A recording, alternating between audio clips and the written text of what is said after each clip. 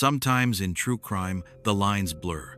The person investigators chase, the man everyone suspects, suddenly becomes the one whose life is violently taken. The hunter turns into the hunted. The accused becomes the victim. And when that happens, the case twists in a way no one could have predicted. This is the story of Rachel Foster, a woman who lost her life in a brutal act of violence, and Adrian Cole, the man police once thought responsible, who ended up dead himself before justice could be served.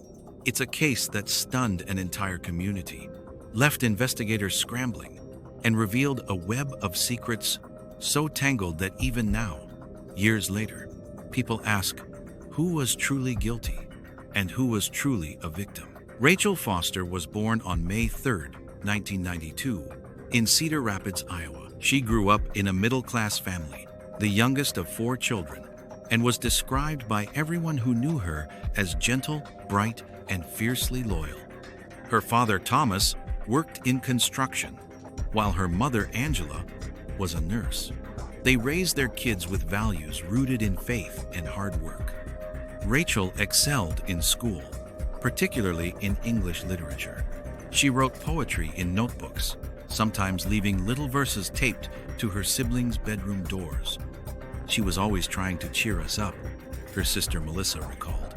Even if she was struggling, she found a way to make other people smile. After college, Rachel pursued a career in elementary education. By the age of 29, she was teaching 4th grade at Jefferson Elementary, loved by students and colleagues alike. Parents described her as patient, creative, and endlessly kind. She'd buy supplies for kids whose families couldn't afford them, staying late to help struggling students.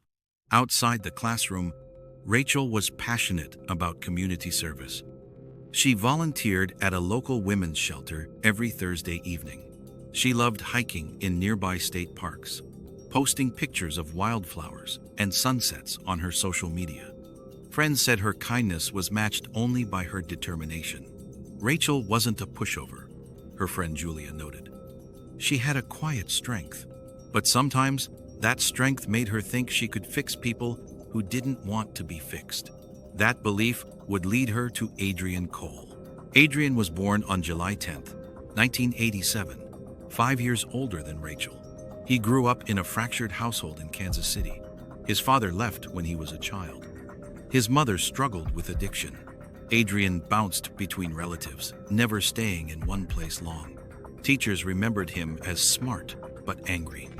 He had trouble with authority, fights with classmates, and by the age of 16, he was arrested for petty theft.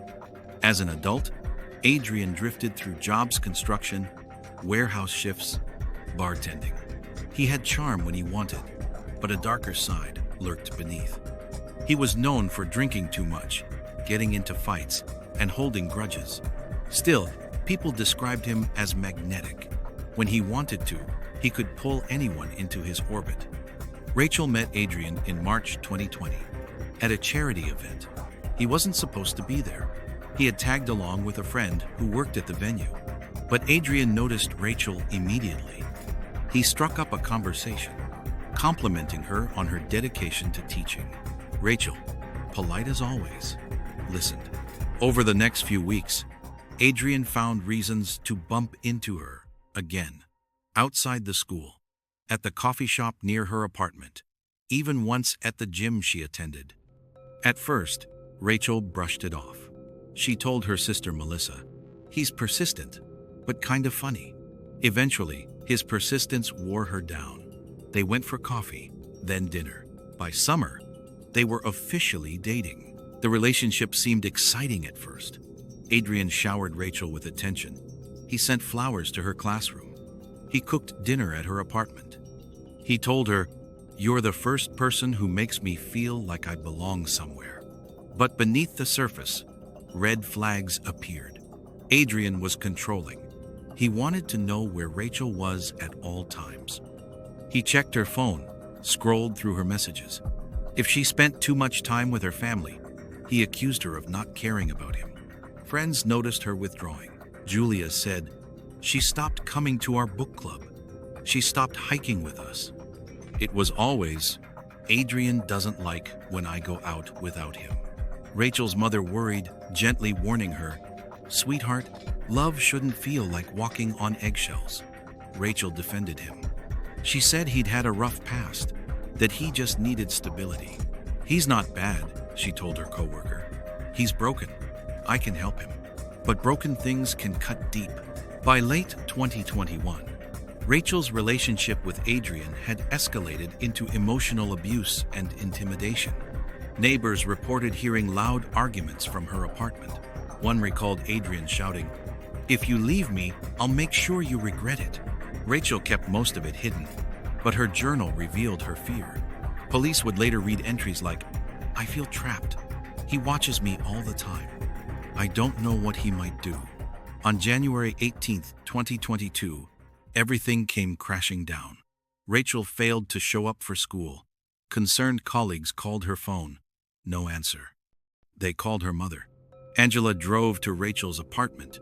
The door was ajar. Inside, the scene was horrific. Rachel lay motionless in her bedroom. She had been beaten and strangled. There were signs of a struggle: overturned furniture, broken glass, and blood smears along the wall. Police immediately zeroed in on Adrian Cole. He had a history of violence. He was the last person seen with her, and neighbors had heard shouting in the apartment the night before. Officers obtained a warrant and began searching for him.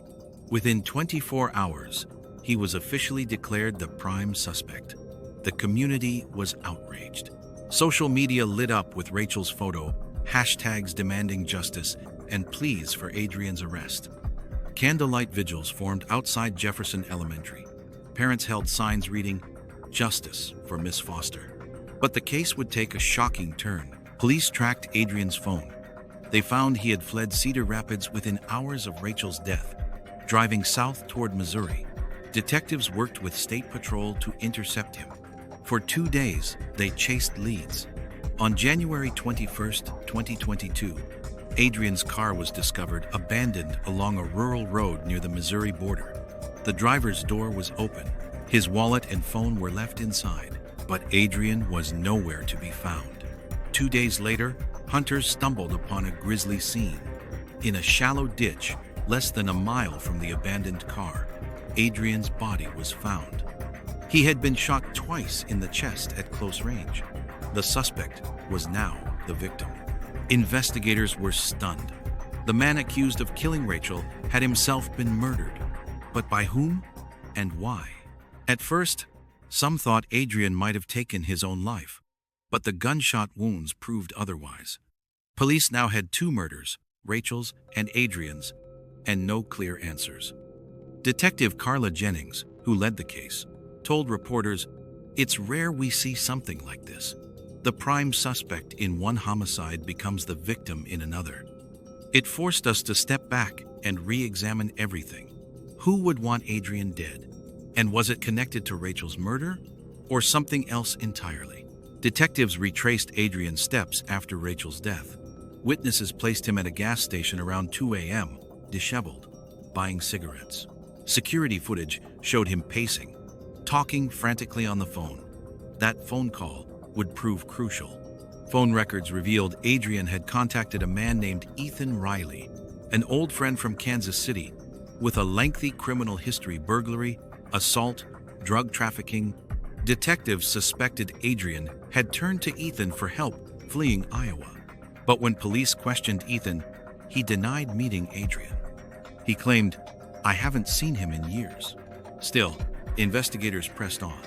They discovered Ethan's truck was caught on highway cameras less than 3 miles from where Adrian's body was later found.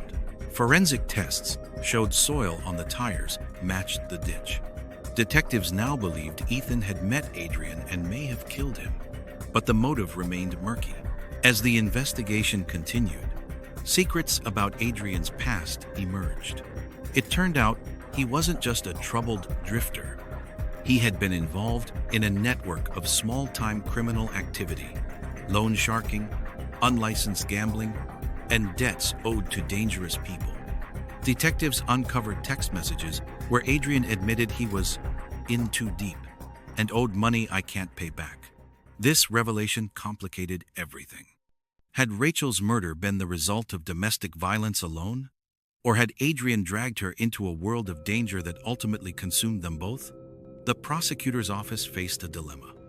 With Adrian dead, they could no longer bring him to trial for Rachel's murder.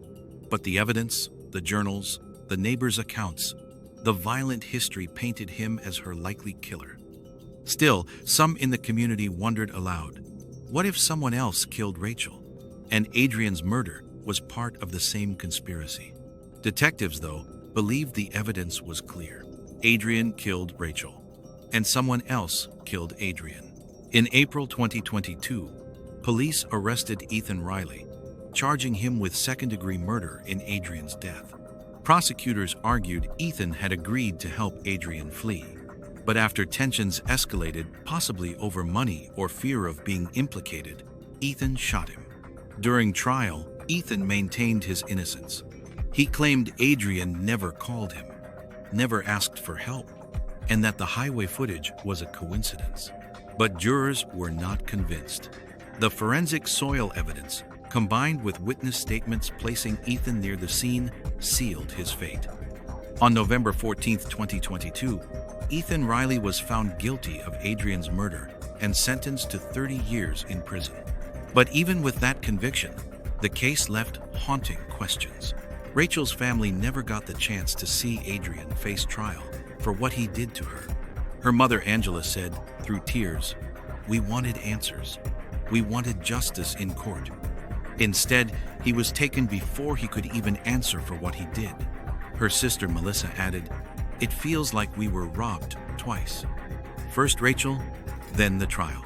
At the same time, some in the community felt Adrian's death was its own form of justice. He killed her, and then somebody killed him, one neighbor told reporters. It's like the universe evened it out. But Rachel's family rejected that idea. Justice isn't about revenge, Angela said. It's about accountability and closure, and we didn't get that. In Rachel's honor, her family created the Foster Foundation for Safe Relationships, a nonprofit dedicated to educating young people about the warning signs of abuse and coercive control. They launched workshops in local high schools, teaching students that love should never equal control. They lobbied for stronger protections for domestic violence victims, including emergency phone access and expanded shelter funding. Every January 18th, the day Rachel's life was taken, her former students and colleagues gather at Jefferson Elementary. They light candles. They read her poetry. They remind each other that her kindness lives on, even if she cannot. The case remains one of the most unusual in Iowa's history. A victim silenced, a suspect killed, and a community left wondering what might have been if both had lived long enough to face the truth in court. Sometimes the suspect becomes the victim. Sometimes the story twists so sharply that even seasoned investigators are left shaken. And sometimes, as in this case, justice feels incomplete, no matter how many verdicts are read. Rachel's story is a haunting reminder that abuse can escalate quickly, that warning signs must never be ignored, and that real justice is more than revenge. To you watching, what do you think about this case? Was Adrian's death justice, or did it rob Rachel's family of the closure they deserved? Share your thoughts in the comments. And don't forget to like, subscribe, and join us here at Evidence Uncovered as we continue to bring light to the stories that must not be forgotten.